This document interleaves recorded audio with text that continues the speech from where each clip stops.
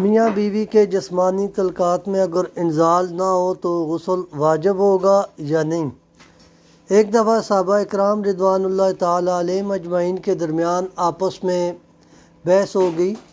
تو کچھ صحابہ نے کہا کہ غسل واجب ہوتا ہے، کچھ نے کہا غسل واجب نہیں ہوتا اگر انزال نہ ہو۔ تو حضرت ابو موسیٰ اشعری رضی اللہ تعالیٰ عنہ حضرت بی بی عائشہ صدیقہ رضی اللہ تعالیٰ عنہ کے پاس گئے، کہا ام المومنین آپ ہمیں ایک مسئلے کا حل بتائیں۔ تو حضرت بی بی عائشہ صدیقہ رضی اللہ تعالیٰ عنہ نے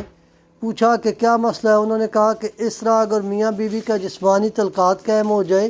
تو کیا اس انزال نہ ہو تو کیا اس پہ غسل واجب ہوگا کہ نہیں؟ انہوں نے حدیث کا خلاصہ یہ بتایا، نبی علیہ السلام نے فرمایا جب میاں بیوی کا جسمانی تعلقات قائم ہو جائے تو اس بندے اور میاں اور بیوی کے اوپر غسل واجب ہو جاتا ہے، خواہ انزال ہو یا نہ غسل واجب